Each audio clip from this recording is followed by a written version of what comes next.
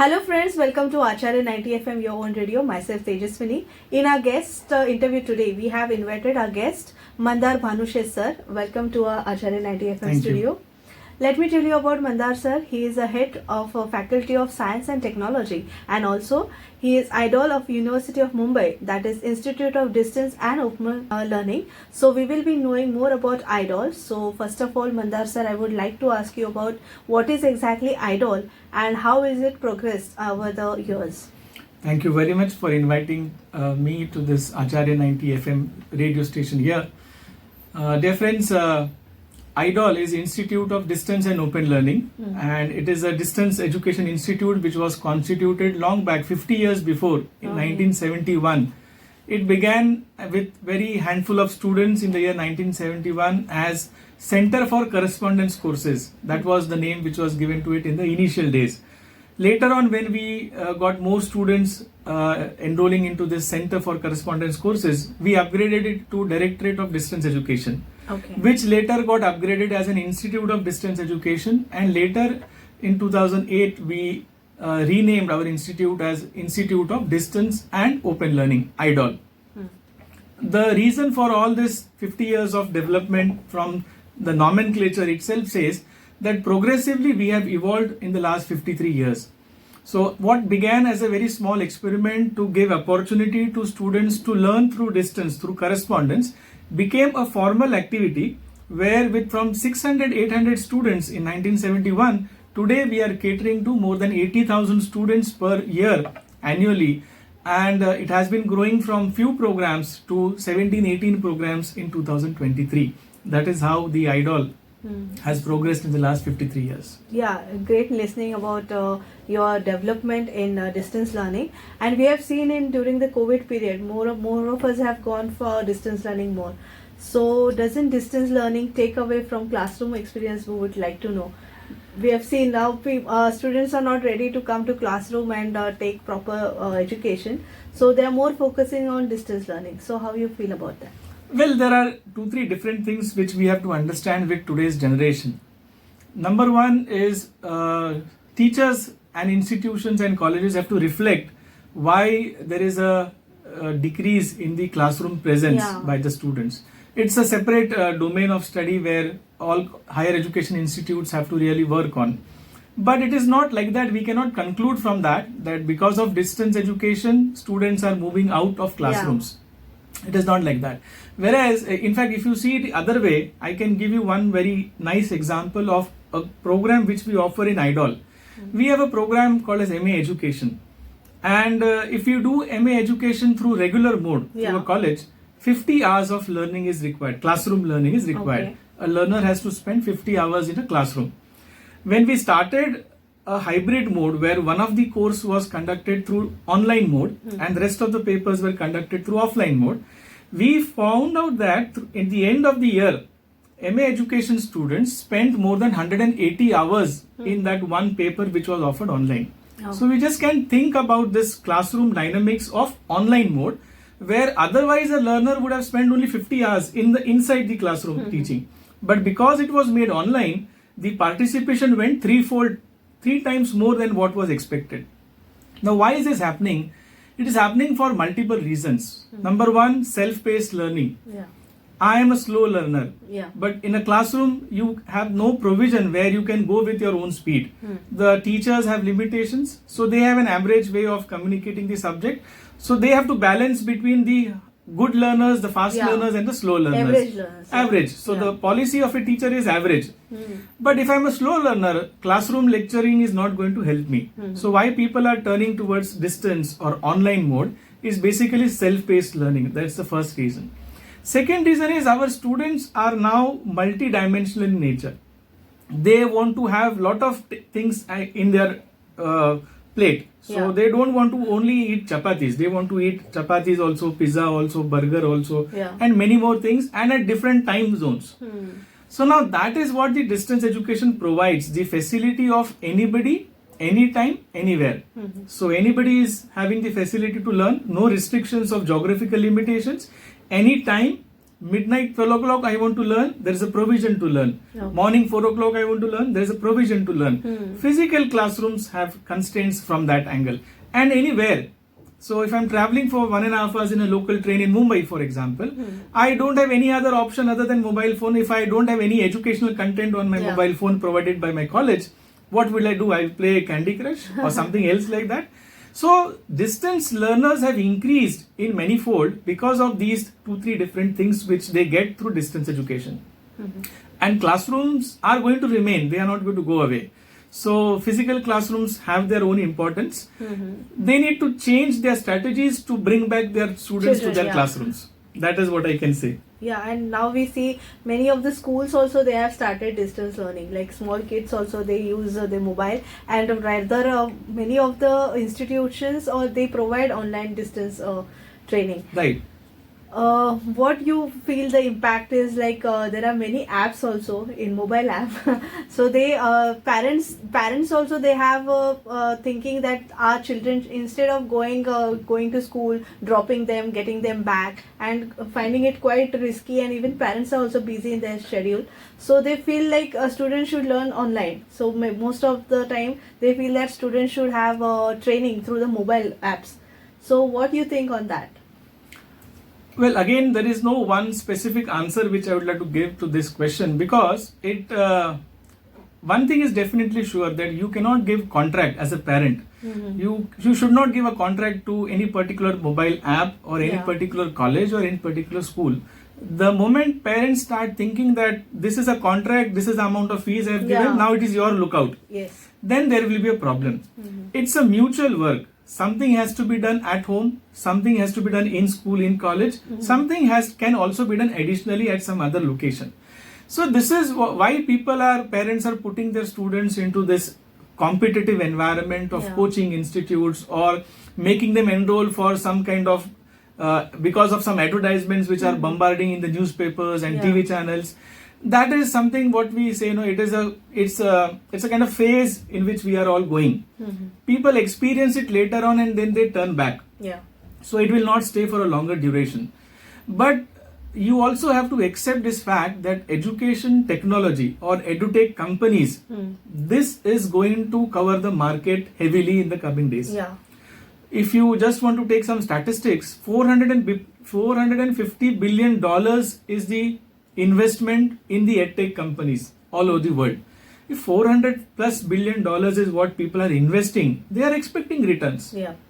What is missing in this entire scenario, which has to be thought of very sincerely and seriously by academicians, is where are the regular college and university teachers in this market? They are very few.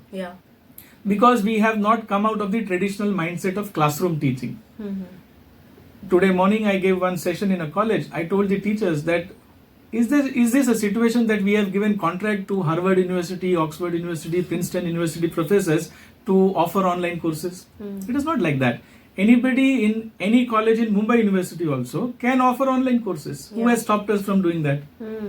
The moment we try to explore the expertise which we have within, we also will be offering online courses which the world will be enrolling into. So let us look beyond the four-walled classrooms and grow as the world is growing. Change is mandatory, survival is optional. So change is going to come. It is the teachers, regular teachers, who have to come out and share their knowledge and expertise to the world. We also will be having good learners. India from ancient time is known for knowledge. So we had a good knowledge tradition. But we had the Gurukul tradition. Right. So nowadays Gurukul, in that cool is COOL. Cool. So we have to have cool gurus which are going to impart this knowledge to the next generation learners. Okay. So I would like to ask you, which are the new courses which have been introduced through IDOL? In IDOL, basically it started, as I said, as a center for correspondence courses. So we have a mandate from UGC. Under the Distance Education Bureau of UGC, we have some regulations, and because of those regulations, we are expected to only offer those programs which the parent university is offering.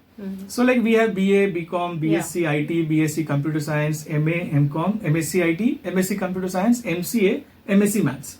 So these are the, you can say, traditional programs which we are offering. But we are in the process of offering from the next academic year more than 45 different certificate and diploma courses, which is as per the requirement of the new National Education Policy 2020, which is going to get implemented from the next academic year 2023-24. So in NEP 2020, it is now a mandate that learners can take different courses from multidisciplinary format. So though I am doing BSc Physics, for example, I can take some courses from music, I can take some courses from drama or English, or that kind of flavor is going to be given to the learners. Traditional colleges, regular colleges now have a lot of issues related to infrastructure, related to time constraint, timetable. So 40% credits now learners can take through online courses. That is what UGC has given permission. If 40% credits can be taken through online courses, then this is where we are going to enter into, and we are going to offer different multidisciplinary certificate courses, which are credit courses, which the learners can take and they can get accumulated into their academic bank of credits. So that is what IDOL is planning in the next academic year, to offer more and more certificate courses which can fall into the category of electives, minor courses, skill enhancement courses, ability enhancement courses.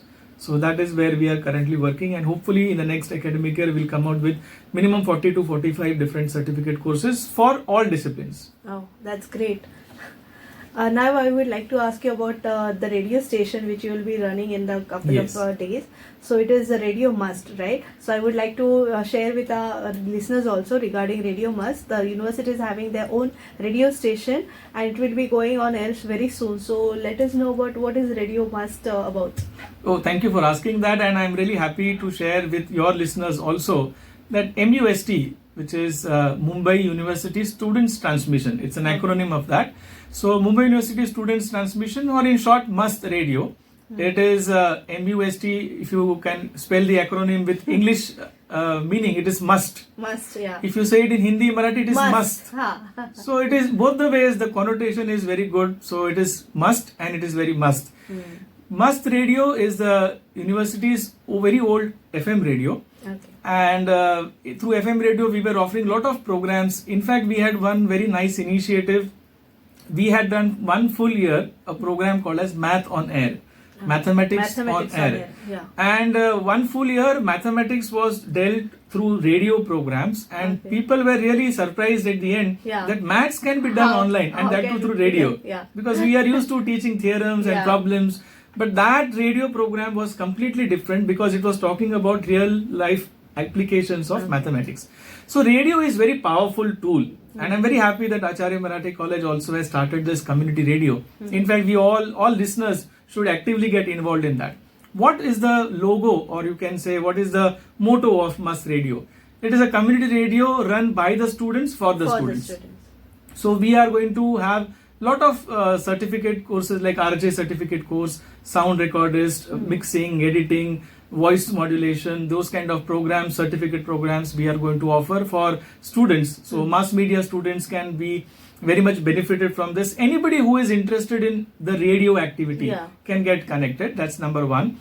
Secondly, we have written to all colleges of University of Mumbai, all affiliated 800 colleges, and even outside Mumbai University, we have SNDT University in Mumbai and other private universities also. Everybody can come together because 21st century is a century for collaboration, and we don't want to work single-handedly. Let us all come together, and teachers and students can come together and offer variety of educational programs through this radio. That is the second objective. We are also going to give internship to students so that they can work in the radio station, get a first-hand experience. University also has a scheme of earn and learn. So earn while you learn scheme is what we are going to implement, so that students get some monetary benefits also. They get an internship certificate also. And Must Radio is also going to function 24/7 because of all these activities. So that is the third objective on which we are working. We have also identified different domains on which we can offer educational programs. Physically, because it's a community radio, and earlier it was an FM radio, 107.8, but now we are, in addition to FM, we are also entering into this internet radio, which is having a very big reach. As you can see, internet has penetrated to all rural and urban areas as far as Mumbai University jurisdiction is concerned. So a student from Sindhudurg district, Savantwadi, to a student who is residing in Dahanu in Palghar district, everybody will be benefited from that. Mhm. And radio is such a medium, you need not physically travel to the radio station to record your content. At home also you can easily record on your mobile phone and send it to us. That is how we are connecting with everybody. Okay. So it's an internet based, app based community radio which we are starting, and we would expect all of the Mumbai University stakeholders. Yeah. I'm using the word stakeholders because it is having a larger meaning. It is not only students, it is not only teachers, Yeah. it is also the principals, it is also the management, it is also the society in general. Mhm. So a lot of educational content, social outreach programs, academic, curriculum and extra curriculum, all this is what we are going to include as different series. So we are going to run different series with different episodes in that. And it would be good, very soon we are going to launch it, and it will be a mobile application as well as a website through which we are going to broadcast this entire content. Yeah, but do you think that community radio will be an effective part? Because now we have I can't say the names, but we have many of the companies who are already having the apps in the mobile. So according to that, how the community radio will be effective comparatively to other applications? See, basically, if you go by psychology, when we were small children, small kids, did we start writing first or we started speaking first? We started saying something. Yeah. Whatever we are speaking was, maybe it had no meaning in the initial ages, in the initial years, but voice or sound is the first thing which comes to our mind. Okay. A child, a small kid listens Listen and first. then imitates. Yeah. So sound is a very important and a very impressive medium. Okay. So we cannot neglect that. Let us take the today's digital generation. Yeah. These are not citizens, they are netizens as they are Yeah. called. Where are they most engaged into? Web series. Yeah. Web series. Yeah. And if you actually see all kind of FM radio, the maximum our reach is what kind of age group? It is between 15 to 25. Yeah. Now this age group, this generation is attracted towards sound. Okay. So if we use this as a medium for educational programs, for educational content, it will be widely accepted, appreciated by the generation. The only thing which we have to take care is, say for example, I am a mathematics professor and I am conducting my maths lecture in a classroom, physical classroom. Yeah. What I say in that physical classroom for 45 minutes, if I just record that and put it as an audio, nobody will listen to it. Yeah. Right. So how do we conduct these radio programs is what is most important. It has to be engaging, it has to be interesting, it should create some kind of spark in the mind of the listeners. If we take care of this, it is the best medium in today's times. Everybody should explore and experiment on that. That is what I will recommend, and there is nothing to worry about. Everybody can come, everybody can participate, and everybody can do the competition. Yeah. Who is going to be there in this place? Anybody who is providing qualitative content will stay. If you try to make commercial out of that, you will fail, because which website student don't want to see? The websites where there are a lot of advertisements coming. Yeah. If there's a good content website where there is no advertisement, people will stay on the website for a long time. Same is the case with the radio medium. If you do proper content, people will be there, they will listen to you for hours, they will listen to you. Okay. I know many students, college students, going students who have this earphones, Headphones, yeah. and throughout their train traveling time or wherever they are listening something. If they want to listen, we should provide them something to listen. Yeah. That is what we provide should them with a good content. Next, I would like to ask you, how have you planned any specific programs for running on a Radio Must? We have lot of things which we have planned on paper, and some of those we have already started executing. Okay. I will not be able to share everything because some things are already In pipeline. Yeah, they are in pipeline or they are only at the idea stage. Okay. So we are what we say, in English we have a phrase, progressive unfoldment. So as the day progresses, we are unfolding ourselves. So that is how it is happening. Today I came to your radio station, I got some ideas from you also. Like that, we compile those ideas and we are working on. Our team is working on that. But yes, I can share some programs. Like for example, we have identified one program on career. Yeah, career guidance. So now we have students who have just given their 10th and 12th examinations, and they are looking for what should I do after my 10th, what should I do after my 12th. So we will be running more than 50-60 different episodes on career in different streams, like career in commerce. If you just talk about commerce, there are various domains on which commerce field works. If you talk about career in science, again there are plenty options because science also has multiple subjects and all these are interconnected also. For example, you have biotechnology where there is biology and technology. You have bioinformatics. So you have biophysics. So there are interconnectivities also. So biomedical is also is there, genetic engineering is there. So because of this kind of nature, career is one series which we have definitely started working on, and we will be broadcasting lot of programs, episodes on this career series. One more thing I would definitely like to share on which we have already started working, which I feel should also go to your listeners, is the National Education Policy 2020. Now everybody in today's world, in this country, today are talking about NEP 2020. Every college, every university is talking about that. But the core or the central part of this NEP 2020 implementation is the students. Is the student community aware of what is NEP 2020? No. Actually, no. Why no? Because no information is going to this, no awareness is going. So what we have done, we have started recording different episodes and the title, the series is NEP 2020 for learners. Okay. As a student of BA, BCom, BSc or whatever professional program I am learning, what is that NEP expects from me? What is that I should be doing in order to see that NEP is going to benefit me? For example, NEP talks about multiple exit, multiple entry. NEP talks about academic bank of credits. NEP talks about multidisciplinary education. NEP talks about major courses and minor courses. So a student who wants to do BSc physics, 4 years of BSc honors physics, can take 50% credits of physics. But what about the remaining 50%? That choice NEP gives, you can select any minor course, any elective course, any skill enhancement course, any ability enhancement course, where the student will get all these options and how the student should pick up these options. Who is going to share with them? As of now, nobody is doing that. So we have identified this area where nobody is working and we have recorded few episodes on that. And I will be really happy that if the students take the most benefit of that. I will also urge through your radio station, radio medium, that all the students should really watch these episodes which we are recording on NEP 2020 specifically because they are meant for students only. So this is just 2 examples and much more to come in the next few months. And we would like to have more inputs from you also, sir. And we'll be staying connected definitely. And thank you again for joining us on Acharya 90 FM. So friends, today we had Mandar Bhanushe sir, who is a head of Faculty of Science and Technology, and also he's a IDOL. He's working for IDOL, that is Institute of Distance and Open Learning. So we have learned about distance learning, what are the procedures of distance learning and how to pursue distance learning from him, and also known about Radio Must, about university's own radio.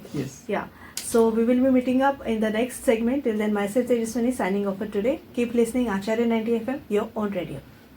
Namaste.